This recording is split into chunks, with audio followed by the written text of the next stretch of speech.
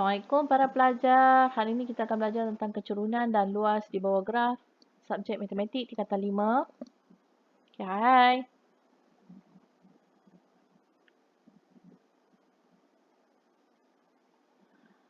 Okey, terdapat dua jenis graf sahaja di dalam subjek ni, iaitu graf lawan masa, jarak lawan masa, dan graf laju lawan masa.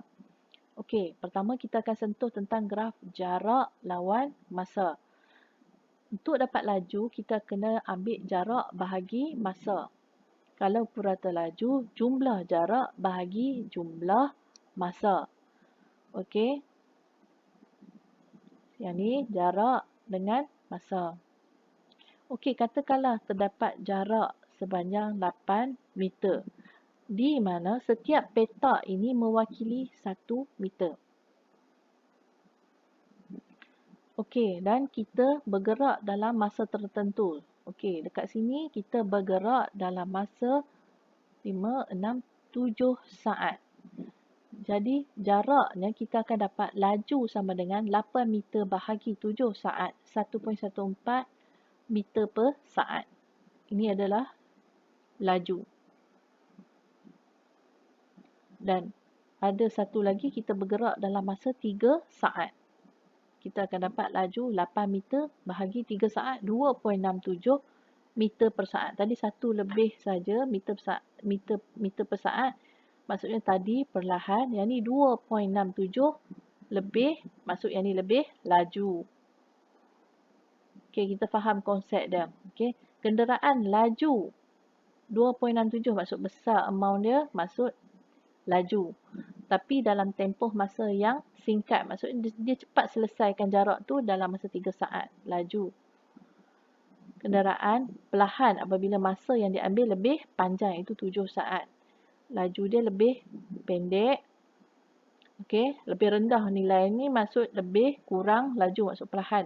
Dan masa yang diambil lebih tinggi, 7 saat. Apabila dikatakan laju sama dengan kosong, bermaksud kosong saat. Tiada pergerakan. Biasanya kita kata kereta tu bergerak, tidak bergerak ataupun dalam keadaan pegun.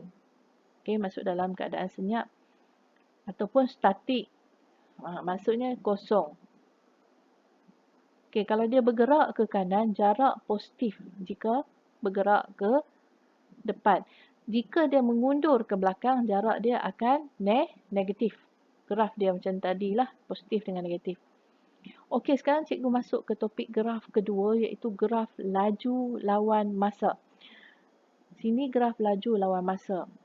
Okey. Apabila graf laju lawan masa, bila kita bahagi, tadi kita bahagi jarak, bahagi masa, kita akan dapat laju. Dekat sini bila kita ambil yang ni bahagi masa, laju bahagi masa, kita akan dapat pecutan.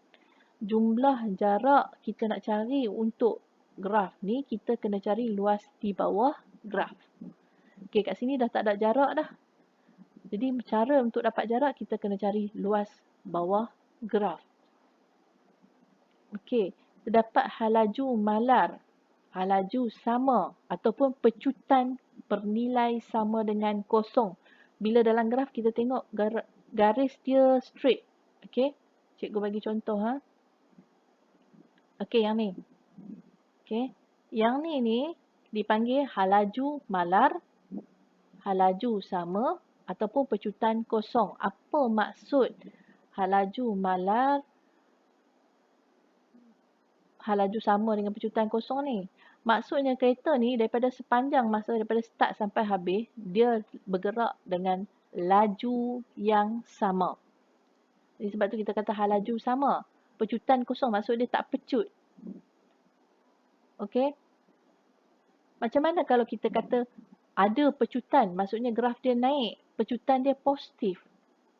Cara dia bergerak macam ni. Mula-mula gerak macam ni. Tiba-tiba dia pecut. Itu pecutan positif. Bagaimana kita nak kata kalau dia memecut dengan negatif? Okey, dia dah laju dah. Tiba-tiba dia kurangkan kelajuan. Jadi ini dipanggil pecutan negatif.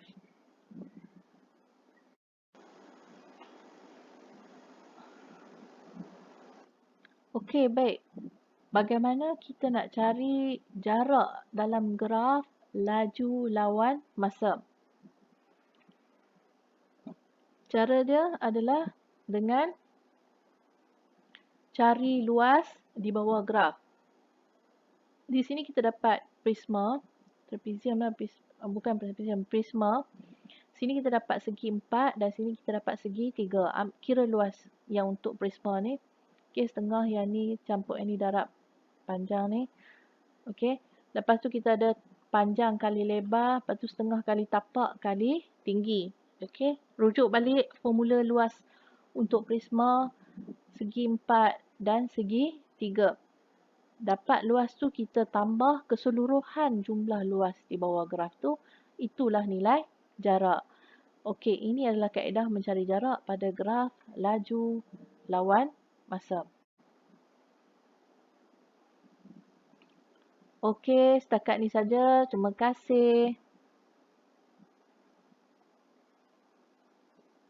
Sebarang soalan pelajar boleh tanya cikgu ya. Baik, terima kasih. Bye.